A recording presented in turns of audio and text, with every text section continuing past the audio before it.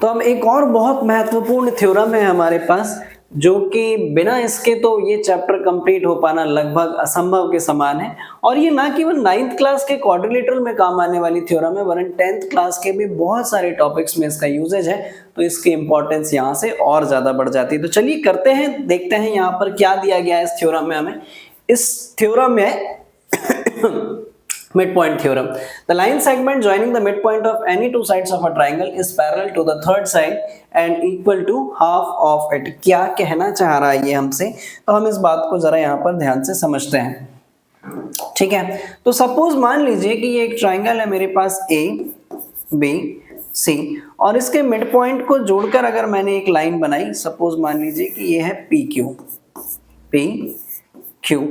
तो यहाँ से मुझे ये कहने को, ये प्रूफ करने के लिए कह रहे हैं कि ये जो PQ है ये पैरेलल है किसके, BC के, और इसके आधे के बराबर है। तो देखते हैं कैसे हम इस बात को प्रूफ कर पाएंगे। यहाँ पर हमें दे रखा है, यहाँ पर हमें बच्चों दे रखा है कि P and Q are midpoints of AB and AC, AB and AC। ठीक है, AB एंड AC, और मुझे प्रूफ क्या करना है, तो इस बात को भी मैंने यहाँ पर लिख लिया। मुझे यहाँ पर प्रूफ करना है बच्चों कि PQ जो है is parallel to BC and PQ is equals to half of BC। ये दो बातें मुझे प्रूफ करनी है। तो ऐसा करने के लिए मैं यहाँ पर अब करने जा रहा हूँ थोड़ा सा कंस्ट्रक्शन, और कंस्ट्रक्शन के लिए मैंने यहाँ से एक लाइन ड्रॉ करी बच्चों, कुछ इस तरीके से, जो पैरेलल थे किसके, AB के, और साथ ही साथ मैंने इसको आगे एक्सटेंड कर दिया, और ये जाकर कहीं मिल रहे थे किसी पॉइंट D पर। ठीक है, तो मैं यहाँ पर कंस्ट्रक्शन भी लिख लेता हूँ। कंस्ट्रक्शन में मैंने क्या किया, कंस्ट्रक्शन में मैंने draw CD parallel to AB and extend PQ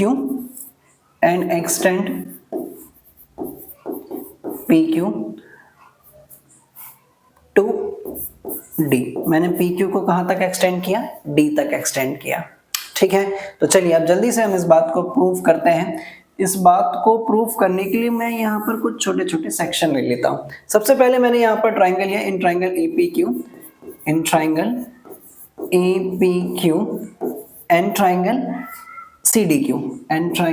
CDQ।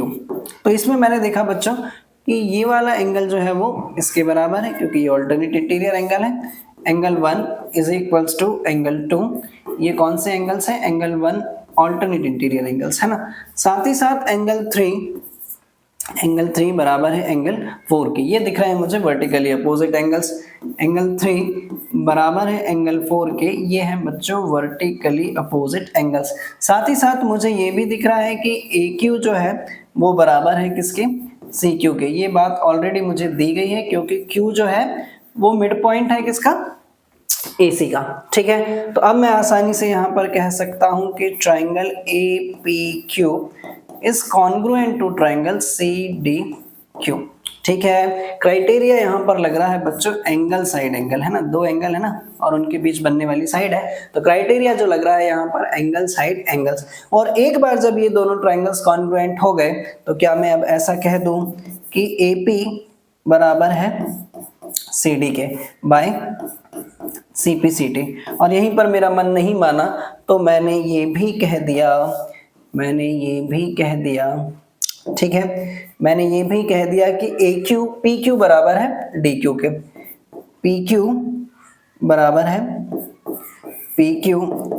है DQ के बाय CPCT। तो यहां से मुझे एक बात समझ में आई अब जब कि PQ बराबर है DQ के, इसका मतलब ये भी तो साफ है कि Q इज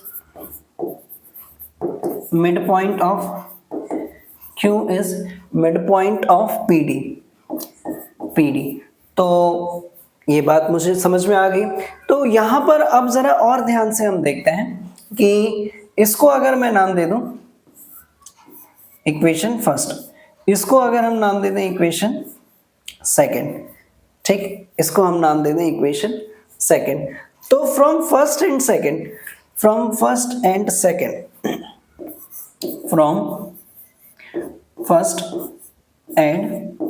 सेकंड, ठीक है, हम इस कंक्लूजन पर पहुंचे कि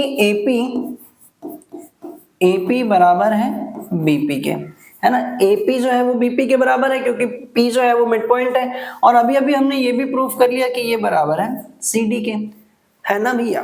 तो एपी बीपी बराबर हुआ सीडी के, बीपी बराबर हुआ सीडी के, and also BP is parallel to CD।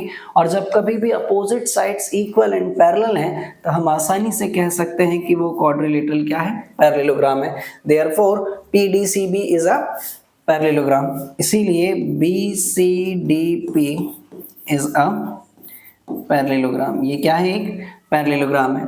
और जब ये एक पैरेललोग्राम है तो अब हम ये भी कह सकते हैं ना कि इसके अपोजिट साइड्स पैरेलल होंगी और इक्वल होंगी, हेंस दैट मीन्स इसका मतलब साफ है कि PD is parallel to BC, PD is parallel to BC and PD is equals to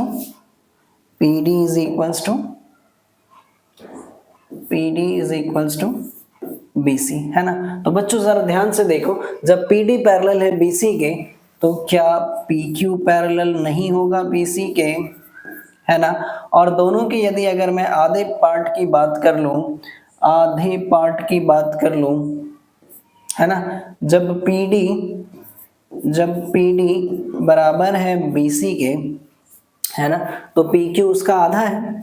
अरे PQ उसका आधा है कह दो ना ठीक है, तो हाफ ऑफ PD जो है ये भी तो बराबर होगा हाफ ऑफ BC के, और PD का आधा क्या है, PQ, और बराबर हो जाएगा 1/2 BC।